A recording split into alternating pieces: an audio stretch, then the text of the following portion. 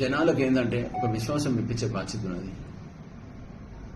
ఈ ఎలక్షన్స్లో నాకు పూర్తిగా విశ్వాసం ఉన్నది. ప్రజలందరూ కూడా ఏ క్యాండిడేట్కైనా కానీ మేము ఇచ్చిన సెలక్షన్ ఈ పార్టీ హైకమాండ్ ఇంటెలిజెన్స్ వాళ్ళు తీసుకున్న డిసిషనే. ప్రత్యేకంగా నేనైనా కానీ డీసీసీ ప్రెసిడెంట్ అయినా కానీ వాళ్ళు ఇచ్చిన గైడ్ లైన్సే మేము దాన్ని అమలు చేస్తున్నాం.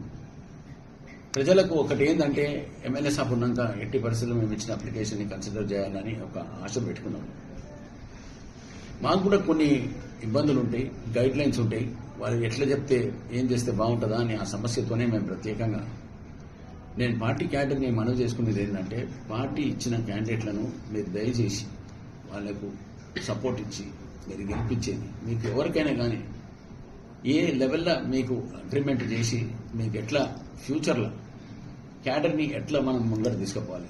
నా ఉద్దేశం ఏముంది, నేను రాజశేఖర రెడ్డి సాబ్ ఉన్నప్పుడు కూడా క్యాడర్కు సపోర్ట్ చేసే కార్యక్రమాన్ని చెన్నూరులో చేసినట్టు మళ్ళా ఇక్కడ బెల్లంపల్లిలో కూడా క్యాడర్ని కూడా ఒక లెవెల్ హై లెవెల్లో వాళ్ళకి సపోర్ట్ ఇచ్చే కార్యక్రమాన్ని నాకు ఎమ్మెల్యేగా ఉన్నాక నాకు ఇచ్చిన ఆశీర్వాదం ఏంటంటే నేను ఎవరిని ఇప్పటిదాకా పల్లెత్తు ఒక మాట తిట్టలేదు. కానీ నన్ను రకరకాలుగా చాలామంది మాటలు మాట్లాడారు. సరే, అది వాళ్ళ అడ్వైసు వాళ్ళ మనసుకు వాళ్ళకే ఉండాలి. నాకు మొన్న దుర్గం చిన్నయ్య గారు ఏమో అన్నాడు, ఆయన సొంత డబ్బులు తీసుకొచ్చి హాస్పిటల్ పెడతా అన్నాడు, అందరికీ కొత్త మైండ్లు ఇప్పిస్తా అన్నాడు, కొత్త ఫ్యాక్టరీ పెడతా అన్నాడు. ఇవన్నీ ప్రత్యేకంగా నేను ఎప్పుడు అనౌన్స్ చేయలేదు. నాదేందో నా లెవెల్ ఏందో నేను ఎప్పుడు ఆ లెవెల్లోనే మాట్లాడినా. కానీ ఎవరిని ఒక మనిషిని కిందపరిచి మాట్లాడు అవన్నీ నాకు అలవాటు లేదు. ఇది మా ప్రొఫెషన్లో మా నాయన ఇచ్చిన విద్యతోని ఎవరికైనా కానీ మర్యాద ఇచ్చి పుచ్చుకున్నదే మాకు అలవాటు. ఎవరిని కిందపరిచి మాట్లాడే సమస్య మా దగ్గర లేదు. నేనంటున్నా ఏ ఎమ్మెల్యే అయినా కానీ ఏ కాన్స్టిట్యున్సీ అయినా కానీ ఆయన వర్క్ మీదకే చూసుకొని ప్రజలందరూ దాని గురించి తీర్పిస్తారు. నాకు ఆ విశ్వాసం ఉన్నది. ప్రజలు ఎట్లా పనిచేసి ప్రజల దగ్గర పోయి ప్రజలకు ఉన్న బాధలను దూరం చేసుడే మా లక్ష్యం. నాకున్నది ఇంకొక 3 ఏళ్ళు. 3 ఏళ్లలో నాకున్న పెండింగ్ వర్క్స్ ఏమన్నా ఉన్నా కూడా దాన్ని చాలా పెద్ద ఎత్తున కన్ఫర్మ్ చేసుకునే బాధ్యత నాది. నేను దాన్ని ఎట్లా అమలు చేస్తున్నో ప్రజలకు చూపిస్తా, ఉట్టి మాటలు కావు.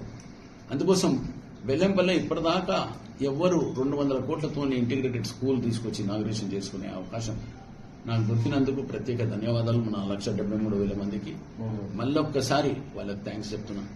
ఇప్పుడు రోడ్ వర్క్స్ కూడా ప్రత్యేకంగా మెయిన్ రోడ్ మీద బెల్లంపల్లి మెయిన్ రోడ్ని అవన్నీ దాంట్లో ఒక ప్రజలకు ఇప్పటిదాకా 20 ఏళ్ళు కాదు 30 ఏళ్ల సంది ఎవరు పనిచేయని పనులు కూడా టేకప్ చేసి ఇచ్చేసిన. బుగ్గ రోడ్ కూడా చేపించిన ఇప్పటిదాకా టెంపుల్ ఎవరు పోనీకి కూడా అవకాశం దొరకలేదు. ఇవన్నీ అవకాశాలు ఎందుకు వచ్చినాయి అంటే 1,73,000 మంది ఇచ్చిన ఆశీర్వాదాన్ని. దీన్ని ఎల్లప్పుడూ మళ్ళొక్కసారి నేను ప్రజలకు మనవి చేసుకుంటున్నాను.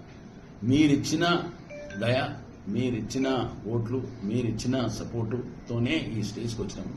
మా ముఖ్యమంత్రి గారితో మాట్లాడి మన బెల్లంపల్లిని ఎట్లా కాపాడుకుందామా, ఎట్లా లెవెల్లో డెవలప్మెంట్ చేసుకుందామా, ఎట్లా ఏ లెవెల్లో ఇప్పుడు ఈ మున్సిపల్ ఎలక్షన్స్ అయిన తర్వాత కూడా ప్రజలకు నేను ఒక విశ్వాసం ఇప్పిస్తున్నాను. దగ్గర 50 నుంచి 100 కోట్ల రూపాయలు తీసుకొచ్చి డెవలప్మెంట్ చేసే ఒక కార్యక్రమాన్ని కింద రాష్ట్ర ప్రభుత్వాన్ని రిక్వెస్ట్ చేస్తున్నాను. తీసుకొచ్చి ఇక్కడ అభివృద్ధి చేసేది మా కౌన్సిలర్లు ఎవరో ఎలక్టర్ అవుతారో అందరికీ పేరున మళ్ళొకసారి ధన్యవాదాలు చెప్తున్నా. మీరందరూ కష్టపడండి. పార్టీకి సంబంధించిన ఎవరైనా కానీ విభేదాలు ఉన్నా కూడా దాన్ని దూరం చేసుకోండి. నేను ప్రతి ఒక్క క్యాండిడేట్ని అంటున్నాను, మీరు దయచేసి అందరినీ కలుపుకొని తీసుకుపోమని మీ అందరితోని యూ ట్రై టు కోఆపరేట్. ఎందుకంటే ప్రోగ్రెసివ్ ప్లానింగ్ ఇంప్లిమెంటేషనే చాలా ఇంపార్టెంట్. ఈ ప్రోగ్రెసివ్ ప్లానింగ్ అంటే జనాల దగ్గర పోయి జనాల దగ్గర ఉన్న కష్ట సుఖాలన్నీ అర్థం చేసుకొని మీకున్న పాపులారిటీని మీరు సరిగ్గా మార్కెట్లో పెట్టుకొని మీరు గిట్ట వర్కౌట్ చేసుకుంటే మీకు ఎల్లప్పుడూ భగవంతుని ఆశీర్వాదం ఉంటుంది. మా గవర్నమెంట్ తరఫు నుంచి తీసుకున్న ఏ కార్యక్రమాలైనా కానీ మీకు అమలు చేసే కింద చాలా పెద్ద ఎత్తున పెడుతున్నా. And I request all the members, ఇప్పుడున్న మన బెల్లంపల్లి ప్రజలు ఎంతమంది ఉన్నారు, అందరూ మున్సిపల్లో ఉన్న 34 వార్డ్స్కి సంబంధించిన కౌన్సిలర్లను మీరందరూ మనస్ఫూర్తిగా మంచి మెజారిటీ ఇచ్చి మా కౌన్సిలర్లను దయచేసి గెలిపేయమని మీ అందరితో ప్రార్థిస్తూ సెలవు తీసుకుంటాం.